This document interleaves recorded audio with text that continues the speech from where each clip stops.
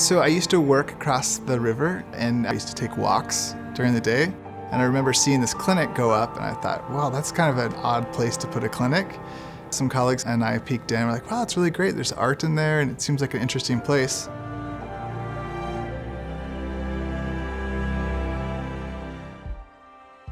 It is an amazing space.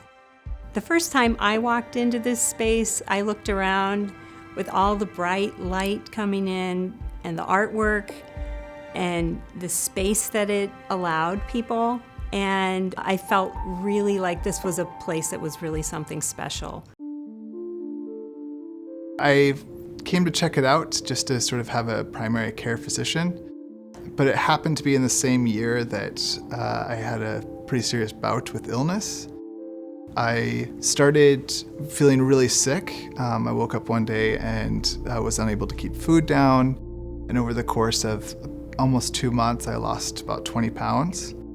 And we weren't exactly sure why. And so at that point is when I was first introduced to Dr. Pingel. I gradually started getting better through her help and also through doing some naturopathic work. And so I was able to get food down and feel a little bit stronger. And then I switched insurance, and so I had to switch providers. And in that time, I was just going for checkups and that type of thing. But in 2012, I woke up quite ill, and my body just was in shock. And so I went in to the ER, and I never got better, actually. It was quite intense. I had to put my career on pause, and my kids were getting a little bit bigger, and that was a really hard time to be sick. I was so weak I couldn't carry them up the stairs, and that was something that it felt insurmountable. I was just being bounced around from specialist to specialist. Meanwhile, I was getting sicker and sicker. I knew, based on my experience with Dr. Pingel in 2010, that I needed to get back to see her. The core of what makes her different from any doctor I've ever seen before is that she believed me, and she listened to me, and she heard me, and I felt heard. And I think Dr. Pingel was like more of a partner in it, and that we problem solved together. When I first saw him again, I knew that there was something dramatically wrong. He had been at another clinic, and they actually did an incredibly thorough workup for him, including labs, several imaging studies, and all of those things had been done, but they were normal. And that was the conundrum. So at that point, I really felt compelled to put him into the hands of my colleagues at the University of Minnesota in the GI clinic. And they were able to diagnose me with chronic pancreatitis. I had a total pancreatectomy with an auto islet transplant, which I'm told the longer the name, the more intense it is.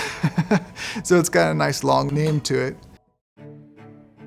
When a patient is seen by a specialist, that is only one piece of it. I always tell my patients, you're seeing the specialist, but I'm still your doctor. And gradually got stronger. I started gaining weight, and I had color in my face, and I could not only carry my kids up, but I could swim a mile and those types of things.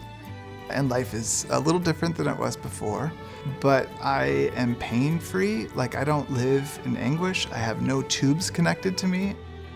When I have a patient like Chris who really comes to clinic and wants to know everything he can do to make his treatment better, it's really a joy to me as a physician. It is really a two-way street. I can't do it all, and the patient can't do it all, but together we can do things that will be more than just the two things added together. I chose Mill City Clinic in part because it didn't feel institutionalized. The experience of being surrounded by art was calming because it felt less about the medical system and felt more like you were being cared for. We work hard to treat our patients like we want our family to be treated, like we want to be treated. We don't want to give up. When we don't know something, I think it just makes me work all that much harder.